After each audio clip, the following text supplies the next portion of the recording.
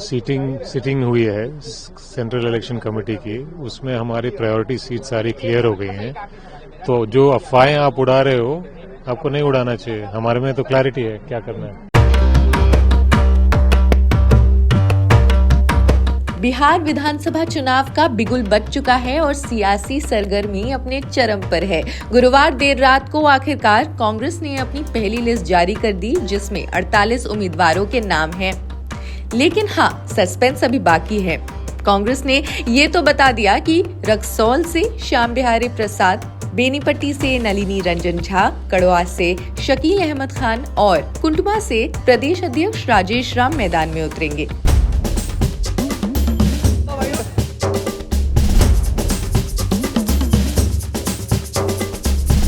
लेकिन ये नहीं बताया कि वो कुल कितनी सीटों पर लड़ेगी। और हाँ, इस लिस्ट में 3 महिलाओं का नाम भी शामिल है। नीतू कुमारी हिसुआ से और बाकी 2 का नाम भी जल्द सामने आएगा।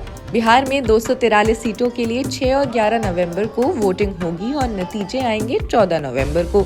लेकिन पहले चरण की 121 सीटों के लिए नामांकन का आखिरी दिन आज है, यानी 17 अक्टूबर। अब एनडीए तो पहले ही अपने सारे 243 उम्मीदवारों की लिस्ट जारी कर चुकी है। बीजेपी और जेडीयू 101 सीटों पर, चिराग की लोजपा, रामविलास 29 सीटों पर, जीतन राम मांझी की हिंदुस्तानी आवाम मोर्चा 6 सीटों पर, उपेंद्र कुशवाहा की राष्ट्रीय लोक मोर्चा भी 6 सीटों पर ताल ठोक रही है। लेकिन महागठबंधन में अब भी बातें उलझ रही हैं।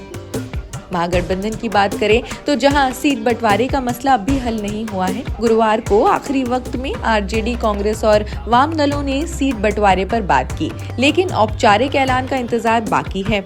और इस बीच मुकेश साहनी की विकासशील इंसान पार्टी वीआईपी ने महागठबंधन में भूचाल ला दिया है। साहनी ने पहले 60 सीटें मांगी, फिर 40, फिर 20 और अब वो 15 खास सीटों पर अड़ गए हैं। खबर है महागठबंधन में मुकेश साहनी की वीआईपी की सीटों पर बात बन गई है। वीआईपी को महागठबंधन से 15 सीटें मिली है। इसके अलावा राज्यसभा और 2 एमएलसी सीट का भी ऑफर दिया गया है। उन्होंने पत्र लिखकर कांग्रेस नेता राहुल गांधी से हस्तक्षेप करने की मांग की थी, लेकिन आरजेडी ने साहनी को विधानसभा चुनाव में कम सीटें मिलने की भरपाई करने का भी भरोसा दिलाया है और 15 सीटों के साथ साथ एक राज्यसभा और 2 एमएलसी विधान परिषद सीट का ऑफर दिया। वीआईपी के राष्ट्रीय प्रवक्ता देव ज्योति ने इस बारे में जानकारी देते हुए कहा, मुकेश साहनी खुद दरभंगा जिले की गौड़ाबौरम सीट से चुनाव लड़ेंगे। इसके लिए वो शुक्रवार को अपना नामांकन दाखिल करेंगे। इसके अलावा भभुआ विधानसभा सीट से वीआईपी के प्रदेश अध्यक्ष बाल गोविंद बिंद चुनाव लड़ेंगे। गुरुवार को साहनी ने 3 बार प्रेस कॉन्फ्रेंस डाली और आखिर में कैंसिल कर दी। खबरें थी कि वो महागठबंधन छोड़ सकते हैं, लेकिन राहुल गांधी ने लालू प्रसाद यादव और साहनी से बात कर मामला संभाल लिया। साहनी ने राहुल को चिट्ठी लिखकर कहा, हम इंडिया ब्लॉक के साथ हैं, सीटें इतनी अहम नहीं। लेकिन ये भी जोड़ा कि उन्हें कुछ सीटों का वादा किया गया था जो पूरा नहीं हुआ। दूसरी तरफ सुप्रीम कोर्ट ने चुनाव आयोग से कहा है कि वो बिहार के फाइनल वोटर लिस्ट में टाइपिंग और दूसरी गलतियों को ठीक करे। 9 नवंबर को बिहार के स्पेशल इंटेंसिव रिवीजन यानी एसआईआर से जुड़े सारे मुद्दों पर सुनवाई होनी है। आयोग का कहना है कि 30 सितंबर को फाइनल वोटर लिस्ट छपने के बाद से किसी भी वोटर ने नाम हटाने के खिलाफ अपील नहीं की।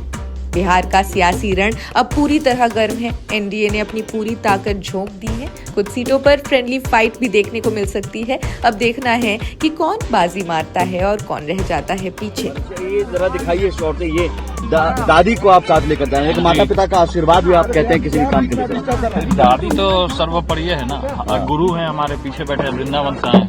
अच्छा, क्या कहेंगे? हसनपुर छोड़कर महुआ मानते हैं, हसनपुर छोड़कर महुआ, महुआ का लोग पुकार रहा है, अब वहाँ जा रहे हैं हम। कई लोग आपके विपक्ष में भी वहाँ पे खड़े हैं, कितनी बड़ी चुनौती मानते हैं? देखिए, जब गुरु का आशीर्वाद हो, माँ बाप का और दादी का आशीर्वाद हो, तो कोई चुनौती सामना नहीं कर सकती। तो अभी माँ बाप का आशीर्वाद लेने जाएंगे ना, तो हमको आशीर्वाद ले लिए ना, क्या आशीर्वाद ले लिए। चलिए, वो तो सम्राट चौधरी पे भी केस चल रहा है। बिहार का कौन सा ऐसा नेता है जिसके ऊपर केस नहीं चल रहा है? अगर यह राजनीतिक शुचिता होनी चाहिए तो सबके ऊपर लागू होनी चाहिए। आप पे भी लागू होना चाहिए, मेरे ऊपर भी लागू होना चाहिए। और चुनाव आयोग में ऐसा कोई नियम है क्या कि जिसके ऊपर केस चल रहा हो चुनाव नहीं लड़ सकता है? अगर ऐसा है तो जिसके जिसके ऊपर केस चल रहा है सबका नॉमिनेशन रद्द कर देना चाहिए।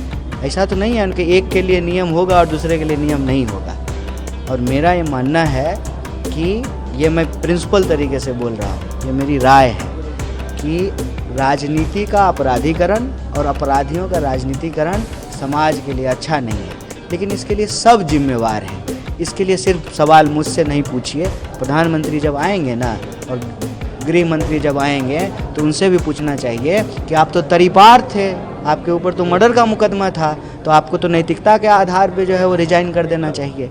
आप क्या सोचते हैं बिहार का अगला सीएम कौन बन सकता है? कमेंट्स में बताएं और तब तक के लिए बने रहे हमारे साथ, क्योंकि सियासत की खबरें यही नहीं रुकती। शुक्रिया।